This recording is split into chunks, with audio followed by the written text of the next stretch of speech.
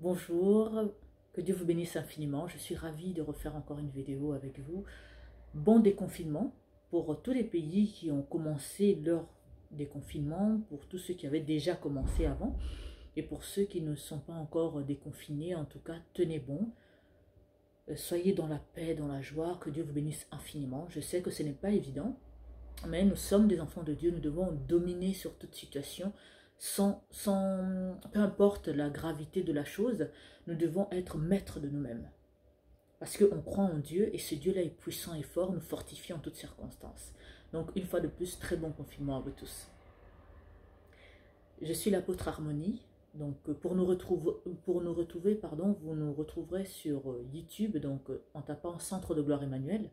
Sur Facebook, on a deux pages, donc le page de l'apôtre Olivier Cambola officiel, vous avez aussi la page Apôtre Harmonie.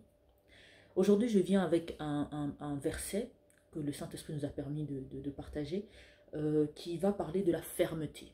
C'est vrai qu'aujourd'hui, le monde connaît une crise qui fait que beaucoup de gens, financièrement parlant, n'arrivent pas à s'en sortir parce qu'on est encore en pleine Covid, malgré qu'il y a des pays qui sont en train de se déconfiner.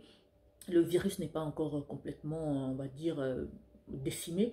Donc les gens ne savent pas trop qu'est-ce qui va être leur lendemain, comment ça va se passer, combien de temps ça va durer. Donc beaucoup de personnes vivent dans la peur, dans la crainte, chose que je peux comprendre quand on n'espère pas en Dieu. C'est vrai que ce système a été bâti par, pas par des chrétiens, par des satanistes. Le système de ce monde n'est pas fait pour faire en sorte que quoi qu'il arrive, les gens soient protégés, les gens qu'on puisse être vraiment dans des bonnes circonstances. Parce que même quand on regarde des virus qu'on a autour de nous, ce n'est pas des virus qui, le matin comme ça on se réveille, il y a un virus qui se développe. Il y a pas mal de spéculations derrière certes, mais on sait très bien ce système, comment il fonctionne. Donc c'est un système auquel on ne peut pas faire confiance, qu'on ne doit pas faire confiance. Parce que l'objectif n'est pas de guérir des gens, de sauver les gens. L'objectif est de maintenir les gens dans la peur, dans la crainte en permanence. C'est pour ça qu'aujourd'hui je viens avec un verset pour insister sur le fait que vous devez rester ferme, peu importe dans quel système nous vivons, peu importe les situations qui nous environnent, qui environnent le monde, peu importe la crise par exemple que le monde traverse aujourd'hui à travers le coronavirus, parce que c'est pas seulement une maladie qui tue, mais après ça paralyse l'économie, ça paralyse des familles, déjà des foyers qui n'ont pas des grands revenus, souffrent de cette crise. Chose que je peux comprendre que ça doit être stressant, ça doit être préoccupant. Mais en tant qu'enfant de Dieu, crise ou pas crise, virus ou pas virus, difficulté ou pas, on doit tenir ferme. On ne doit pas laisser notre corps nous dicter comment nous devons vivre cette chose. Être dans le stress permanent, avoir peur en permanence. Parfois quand je me balade dans la rue, je me rends compte que les gens, même ceux qui ont des masques, ils ont peur de se croiser. Donc ça devient une peur, enfin une psychose en fait. Et tu ne peux pas... D'ailleurs, le corps a besoin d'être en bonne santé pour faire face à certaines difficultés, certaines maladies qui viennent. Mais quand tu es déjà stressé, tu as des soucis, tu as des problèmes et tout, donc quand il y a une maladie en plus qui s'installe, ça s'empire parce que le corps n'est pas déjà en bonne santé quand il reçoit une maladie ou un virus en particulier. En plus, ça te trouve avec le stress et autres, ça n'arrange pas les choses. Bien aimé dans le Seigneur, tenez ferme. En tant qu'enfant de Dieu, peu importe la crise qu'il y a autour de nous, nous le vivons dans la joie. On ne stresse pas, on ne panique pas, parce que nous sommes maîtres de nous-mêmes. Je vais vous lire un passage, donc Romains chapitre 4, versets 18 et 19.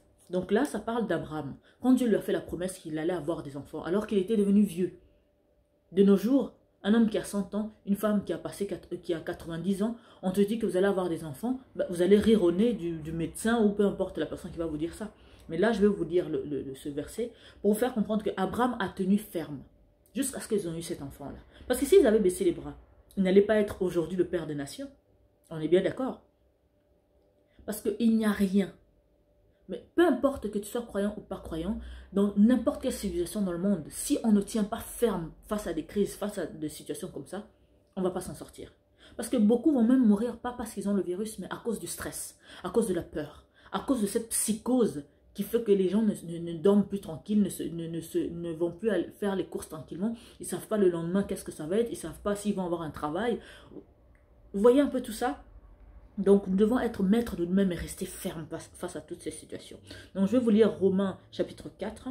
Et je commence avec le verset 18 et je lirai aussi le 19.